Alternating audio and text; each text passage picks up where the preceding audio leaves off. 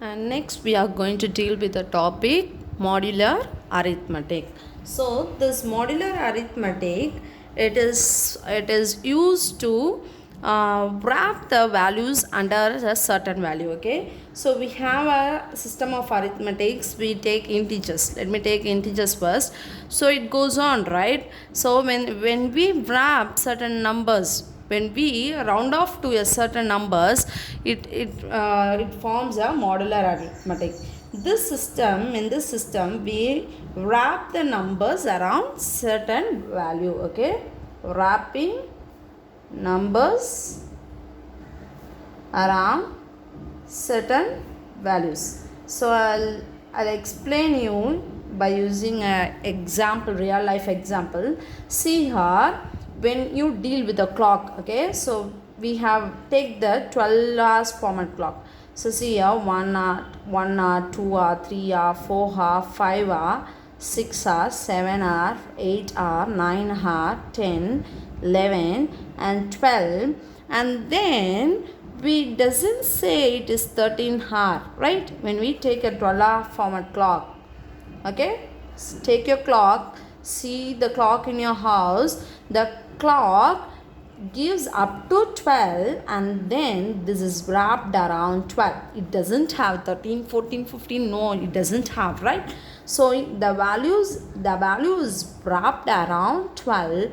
Again it starts from 1.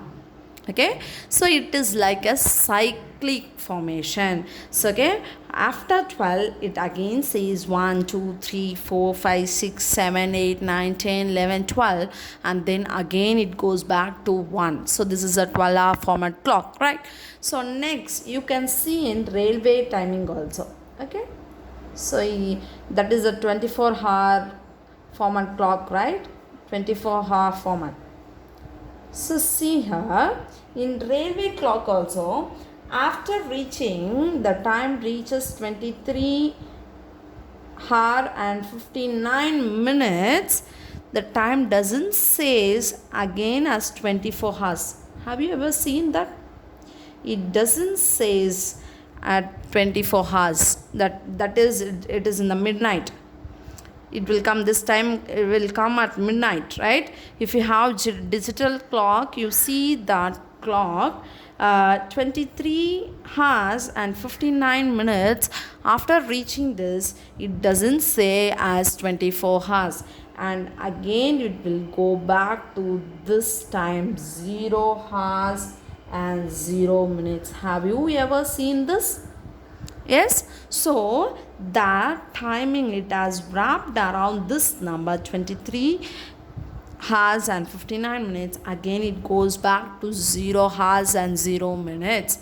So this system of arithmetic is known as modular arithmetic. So easily I'll explain you using a number line. So see here, you have a number line, right? So I write this 0, 1, 2, 3, 4, 5, 6, 7, and here I take minus 1, minus 2, minus 3, minus 4. Okay, so let me give you some example now. Okay, so if I say 6 congruent to 3 mod 2, 6 congruent to 3 mod 2. So this is, I have written using a congruent. This is how we will write the congruent modular as. Okay, so 6 congruent to 3 mod 2. You first write under where 6 and 3 is. Okay, so first mark where the 6 and 3 is. Okay, so here we have 3 and here we have 6. Okay, so now you can write the mod for 2.